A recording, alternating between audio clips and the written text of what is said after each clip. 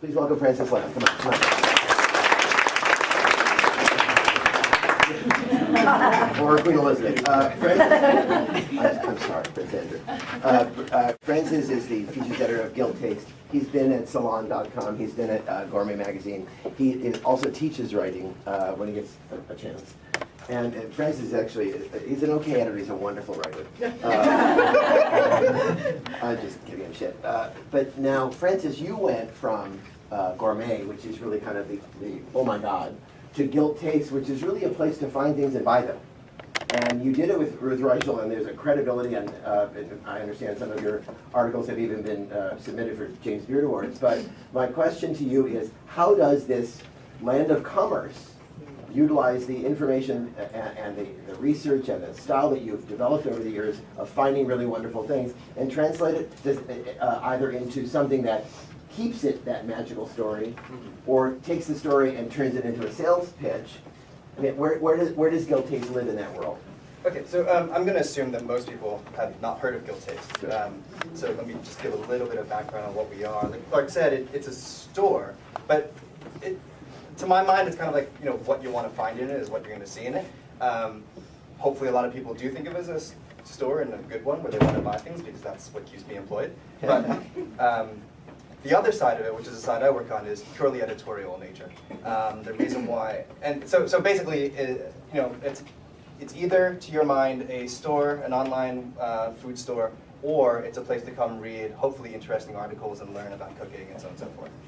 And I work pretty exclusively on this side. So maybe I can sort of head that question off a little bit in the past by saying I don't really do a lot of the sales pitchy part of it, although it is the same business and we're not pretending that they're two different things. So there are places where they're going to naturally sort of intersect. And there's both a high level of writing. I mean, both of them have a very high level of writing and editing. We'd like to think so, thank you. But so the reason why Ruth Reichel, who was the editor-in-chief at Gourmet Magazine, got involved and why she, why we work together is because we want to establish the idea that you can have, in 2012, a place for real food stories, real food journalism that matters, that tells stories that people really want to read, that, you know, can survive in an economic situation where publications really struggle to, you know, make it work. They really struggle to pay writers. They really, you know, you have lots of publications now that, you know, their business model is not to pay writers, which I find to be the most absurd thing I've ever heard my entire life, and yet it exists. And it's called Huffington Post. Try not to name names, except that they're headed by a cynical person. So, you know, so for us, it was a matter of, can we find another way of supporting journalism you want to read? And that also, and the important part of that is that you want to read, right? You can find 1.5 million places that are willing to put lots of words next to a product just to sell them, but are you going to want to read that? So for us, the idea was, and yeah, it's all an experiment. We launched last May. It's still very new. We don't exactly know where it's going to be a year from now or even 3 weeks from now, because God knows, you know, I go into work today and be like, what am I going to run on Monday? But we feel like the important thing is to approach the editorial side of it in the same way that we would when we were at Gourmet.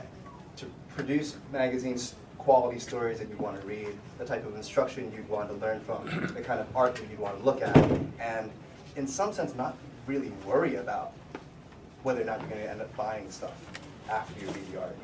I feel like readers are really savvy and writers are really savvy. If you come pitch me a story and I say, oh, that sounds great, but actually, you know, instead of doing this, could you maybe move more towards like this particular pork producer? And you'd be like, gee, I wonder why. Oh, you sell them. Oh, wait, we want to write for you, right? You know. And on the other side of it, readers are savvy. They're going to be like, oh, this is such a great story, and you can only make this dish if you use this one product. That's really weird.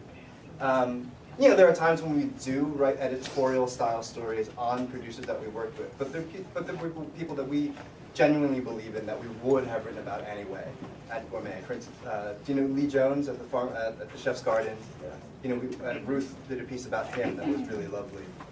Things like that, things that we, as an editorial team, not as a sales team, would be proud of anyway. And you know, and we've done that in the 150 pieces or 200 pieces that we've run, whether we've done that maybe half a dozen times. Because we really want to make sure that that's special, that you feel like that's, oh, they're really standing behind that. What was the question? Well, it's all right. We'll get, so he's giving you a little idea of what he does and how that works, and we'll get back to it in just a moment. Thank you, Francis. So please welcome Tracie McMillan. Come on, welcome. She's a freelance journalist. Her work centers on food and class. She's a senior fellow at the Schuster Institute for Investigative Journalism at Brandeis. And her first book, The American Way of Eating, Undercover at Walmart, Applebee's, Farm Fields, and the Dinner Table, will be published by Scribner in February 2012, which is this month. It was Tuesday. Yay! She has copies in her purse. So Tracie. That's true. That's true. I can take credit cards. Yeah, exactly. So tell us a little bit about, I mean, you cover a lot, and you're one of those magical freelancers who needs to be inspired by ideas and stories, otherwise you have nothing to write. Right, so, you know, for most of my career, I've been on this side of the panel, right, where all y'all are, and sort of being like, how do I pitch stories, come up with them, and I'm a little bit of like a weird freelancer in that, like, I really can't get myself to write about things that I think are stupid. Like, I just don't have enough sense of self-preservation to do that. And so, you know, I just end up hanging out and trying to write about stories that I think are really interesting, which takes a lot of time and energy to come up with a good enough pitch that you can sell it, right? So often, right, I'm talking to somebody like Francis or to Gabriella and saying, well, I went out and I reported this and I saw this, and my job is to sort of go out and find an actual story, so not a trend, right, which is like, oh, there's a lot more urban farming, and not like an inspiration, which is like, that's so cool, but like, oh, Mr. and Mrs. Wilkes made $3,000 last year by growing vegetables next to the elevated subway tracks, right? And that takes time and energy to go out and find those people and talk to them and be able to go back to the editors and say, here's what the story is. So when, you know, probably what I can bring to this, I think, is helping to talk about like how you translate like these big lofty ideas into something that's concrete. And also, right, part of my job as a freelancer is to come up with stuff that's new, right? So I'm more trained in a news tradition, so I don't do a whole lot of stuff that's like, this is really neat, right? I always want to like this is really neat, and it actually also tells us this really interesting story about a societal transformation that's just beginning. Just, you know, it's like, see, self-preservation. Well, all right, so you bring up a really wonderful topic, and that's my first question for all of you. Where do you as a writer and you as a publication troll for ideas? We'll get to how do you receive them, but let's deal, what's your trajectory? What's your usual path of going out and looking? Gabriella, you go first because you're all up, right? We have a stable of writers who send us ideas. We also meet regularly, you know, with chefs. What does that mean? You meet regularly? They come to our office. Right. They're, you know, chefs visit from California, they visit from Chicago, sometimes they visit from Europe. They do the rounds in New York City. They probably see the people at Boat of the Tea as well. You know, they talk about what they're doing, they talk about what they're up to. So that's just, you know, that's one style of meet and greet where it's like, oh, you know, we're doing this huge issue coming up where we really need chefs' input.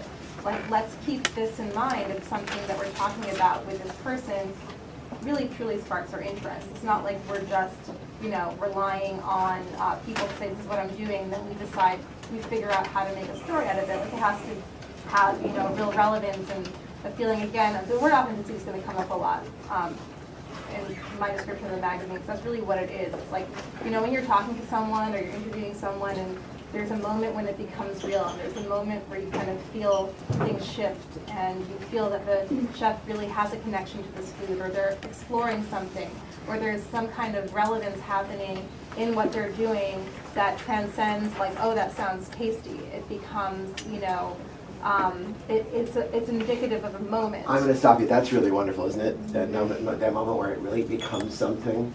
You know, you're out there because you've got to make your jam sell or you're screwed, right? Right? But the difference between that is when you're telling a story somehow, and somehow it becomes something else. And that's when it becomes a story for these people.